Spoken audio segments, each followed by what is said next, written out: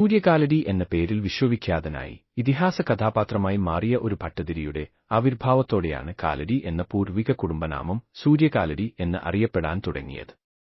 അദ്ദേഹം സൂര്യനെ തപസ്സു ചെയ്യുകയും മന്ത്രതന്ത്രങ്ങളുടെ താളിയോലകൾ സൂര്യഭഗവാൻ അദ്ദേഹത്തിന് നൽകിയെന്നുമാണ് ഐതിഹ്യം. കാലടിമനയിൽ ആറ്റുനോറ്റുണ്ടായ ഉണ്ണിയുടെ ഉപനയന സമയത്ത് അവൻ അമ്മയോട് ചോദിച്ചു തന്റെ പിതാവാരാണെന്ന്.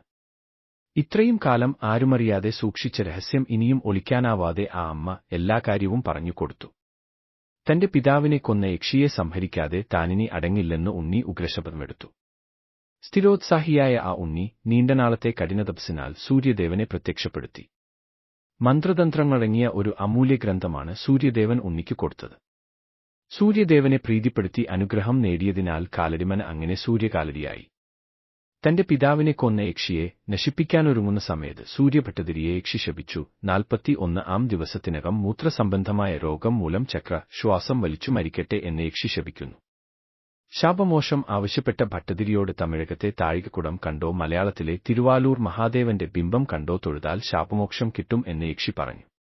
സൂര്യൻ ഭട്ടതിരിപ്പാട് യക്ഷിയെ ഹോമകുണ്ഡത്തിൽ ഹോമിച്ചു. മനയ്ക്ക് വെളിയിൽ ദൂരെ മാറി ആ യക്ഷിയെ ദേവതാഭാവത്തിൽ കുടിയിരുത്തി. സൂര്യൻ ഭട്ടതിരിപ്പാടിനെ പിന്നീട് ആ യക്ഷിയുടെ നേർപ്പാതിയായ ഗന്ധർവനിൽ നിന്നും ശാപം കിട്ടി. മൂത്രം മുട്ടി മരിക്കാനിടവരട്ടെ എന്നായിരുന്നു അത്. ഭട്ടതിരി തിരുവാലൂർ ക്ഷേത്രം അന്വേഷിച്ചറിഞ്ഞ് കാൽനടയായി യാത്ര ചെയ്ത് തിരുവാലൂർ എത്തുന്നത് 41-ാം ദിവസമാണ്.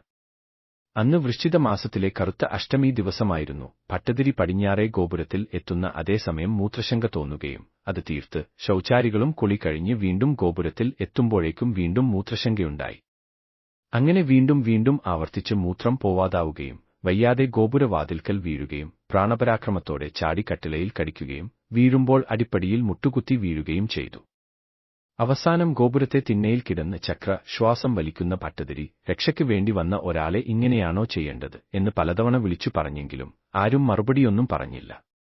അവസാനം തിരുവല്ലൂർ ക്ഷേത്രത്തിലെ ശിവലിംഗം ഇടിമിന്നൽ കൊണ്ട് പോകട്ടെ എന്ന് ശപിച്ചു. അപ്പോൾ അകത്തുനിന്നും അശരീരിയായി അതിന് ശാപമോചനം ഇല്ലേ ഭട്ടതിരി എന്ന് കേട്ടു. ഉടനെ വടക്കേ മതിലകത്ത് ഉള്ള ചെമ്പകം ഉണങ്ങുന്ന കാലത്ത് ശാപമോക്ഷം വരും എന്ന് പറഞ്ഞു ഭട്ടതിരി ഇഹലോകവാസം വെടിഞ്ഞു. ഭട്ടതിരിയുടെ ശാപപ്രകാരം തന്നെ ക്ഷേത്രത്തിനായി ഇടിമിന്നൽ ഏൽക്കുകയും ശ്രീകോവിൽ ഭിത്തി പിളർന്ന് ബിംബത്തിന്റെ ശിരസിൽ പതിക്കുകയും ചെയ്തു.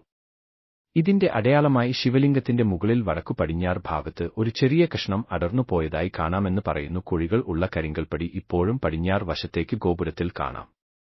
ഇതിൽ നിന്നും ഒരു കാര്യം മനസ്സിലാക്കുക, അത്രയ്ക്ക് കഴിവുള്ള സൂര്യകാലടി ഭട്ടതിരിക്ക് വരെ യക്ഷിയുടെ ശാപത്തിൽ നിന്ന് രക്ഷപ്പെടാൻ കഴിഞ്ഞില്ല. ആരും യക്ഷിയോടോ ഗന്ധർവനോടോ വിരോധത്തിന് നിൽക്കാതിരിക്കുന്നതാണ്